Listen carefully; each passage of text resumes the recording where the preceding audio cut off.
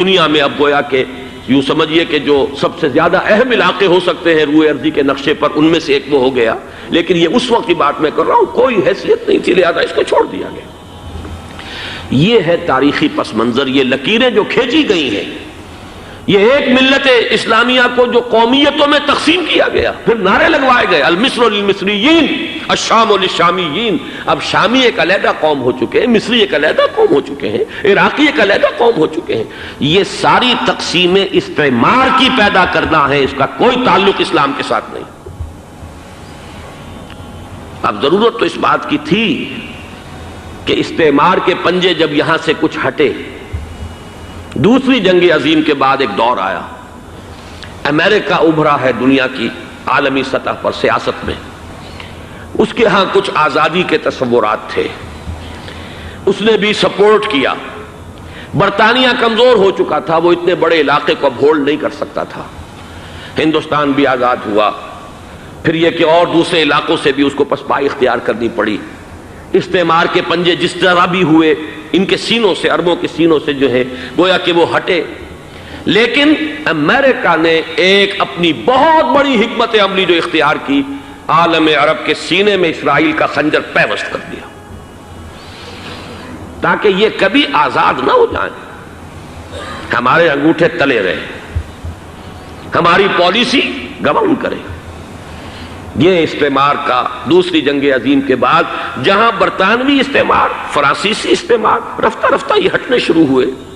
صدر ناصر نے انگریزوں کو اٹھا کر پھینکا میڈیٹرینین میں اور دوسرے جگہوں سے،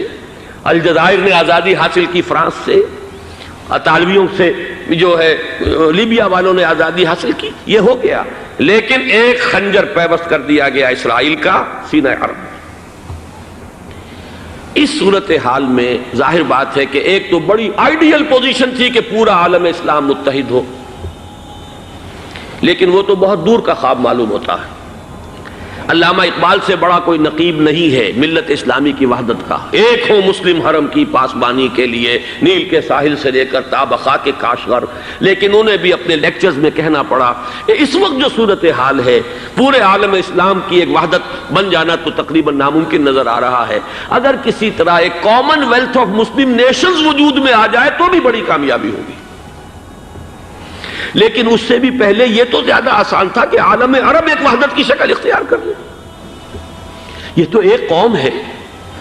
اکثر و بیشتر ایک نسل یا زیادہ دو نسلیں کہہ دیجئے،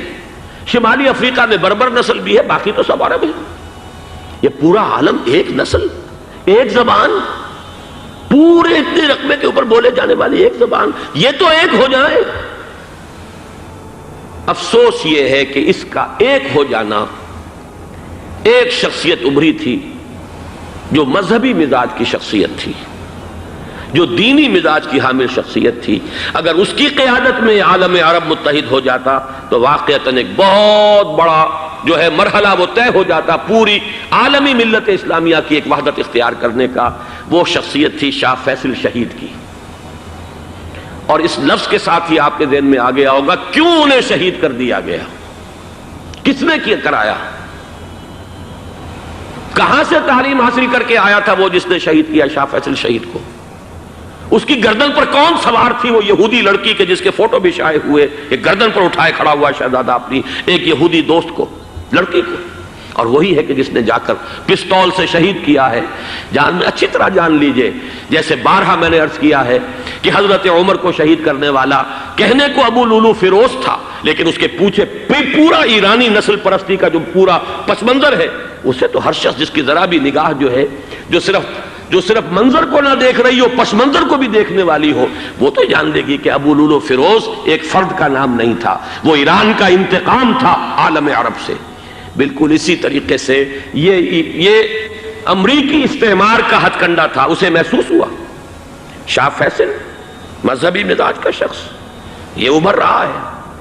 اور یہ شاہ فیصل کی حکمت عملی کا ذرا آپ اندازہ کیجئے۔ لاہور میں سمٹ کانفرنس ہوئی، اس میں وہ آئے، سب سے ٹاورنگ پرسنالٹی پورے اس وقت عالم اسلام کے اندر شاہ فیصل کی تھی،